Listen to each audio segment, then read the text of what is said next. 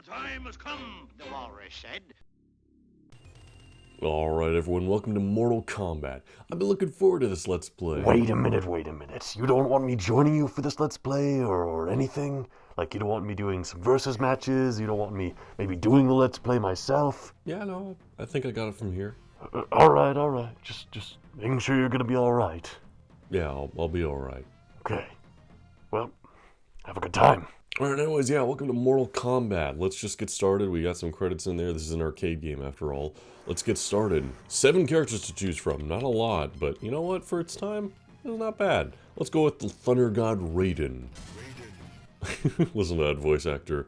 We got a whole bunch in this tower we got to do before we reach Shang Tsung, the final boss. But this is a classic fighting game for its time, and I realize I haven't really done a fighting game before on the channel. Especially not like this, but I suppose it's a good as time as any, even if doing a Let's Play of a fighting game is kind of shallow, because you only see one quick playthrough of it, versus a review where you get to experience a bit more of the aspects here and there. But I'll try to discover as much as I can in this quick tower we're doing here. I also figured it's appropriate because not only is it kind of spooky, I mean there's blood and gore, look at that, but also the new one just came out, Mortal Kombat 1. That name's actually kind of confusing. Raiden, do the flight. Nice. Alright. Oh, I didn't finish her. So like a lot of fighting games, the goal is, of course, to punch the hell out of your opponent until they lose all their health, and you win the round, you win 2 rounds, you win the match. One thing that's Mortal Kombat apart is that you can, at the end of the second round you win, do a fatality to kill your opponent completely and brutally. Again, that really set this game apart at the time. In fact, it really upset a lot of parents at the time. But today, you know, you see someone get their head electrocuted off, it's whatever. We're so jaded at this point. Oh, my alarm went off. So I should emphasize I'm recording this at 6:30 a.m., so that's why my voice sounds a little funny. But honestly, since the gore is something we've kind of moved past as society, even with the little blood, even with the fatalities, what really sets Mortal Kombat apart these days is the cool world and characters and graphics, I'd say, because this is pretty unique having real-life actors playing the characters. Some of the original... Oh god, Scorpion just kicked my ass. I was wasting too much time dilly-dallying. But some of the original cast for a lot of these characters are still around at conventions these days, like Kano, Johnny Cage, all these folks. Say hello, they're pretty awesome folks. And that goes for Mortal Kombat 2 and 3 as well. Oh, the pit stage. Alright, Scorpion, you're going down this time. You may notice Scorpion and Sub-Zero look exactly alike, except for their color. Yeah, but they had to pad the roster out somehow. There we go.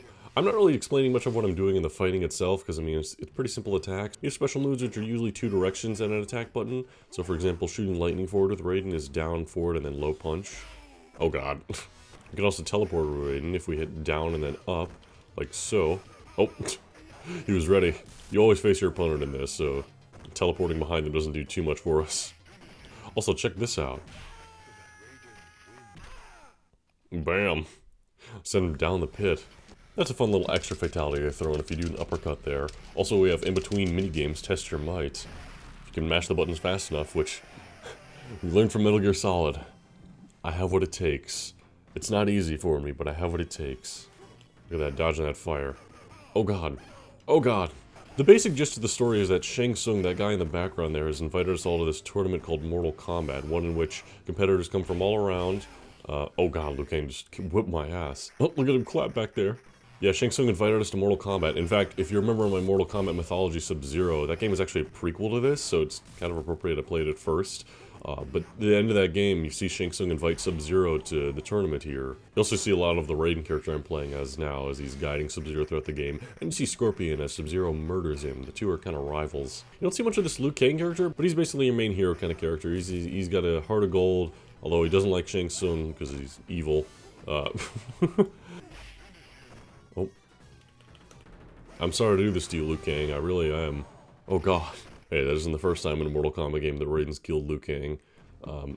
Spoilers for a different timeline. Oh god, Kano. Oh god, Kano, stop throwing your damn knives. Ooh, that was sick. Bam! Sometimes just spamming the low punch button in this game is the best strategy. It's kind of... it's honestly not the best fighting game by today's standards by any means. In fact, it would quickly be outdone by its sequel, I'll say that. And I'll get around to the sequels at some point, but you know what? They're decently fun enough. Well, Kano just whooped my ass. This game was really perfect for the 90s scene. I mean, the fatalities that you do at the end require you to do a special input that not everybody knew. There's no move list anywhere or anything like that. You just had to figure that shit out and then tell your friends. So for Raiden, it's forward...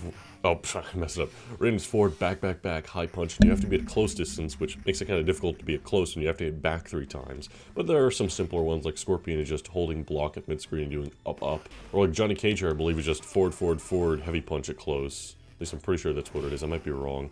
Johnny Cage here, by the way, was originally based on Jean-Claude Van Damme. In fact, I believe this game was supposed to be a Jean-Claude Van Damme video game, but they couldn't get the rights, so they ended up turning this guy into his own character and making an entirely different kind of concept around the whole thing. Which is funny to think about. It's kind of like how the original Donkey Kong was supposed to be a Popeye game, of all things. Bam, look at that. I'm doing alright with Raiden. Raiden, Sub-Zero, and Scorpion are definitely my 3 best characters in this game when it comes to well, they're special moves, because that's really all that sets any of the characters apart. I mean, aside from just doing standard punches and kicks, you do the sweep as well, which is holding back and doing low kick, and the roundhouse, which you've seen me do a few times, which is holding back and doing high kick, or the uppercut, which is holding down and doing either of the punches. Of course, in later games, they would kind of change up what holding down and heavy and light punch would do. Come on, Raiden. Come on, Raiden. Come on. Yeah, let's go. Alright, so we fought everyone else in the roster. Now there's nothing left to do but fight ourselves. And then we got some more stuff after that, but one thing at a time here. Oh god, that's very punishable. Alright. For those who aren't super familiar with fighting games, the term punishable is pretty common. It basically means if you block it, you're left wide open to getting punished, as they say.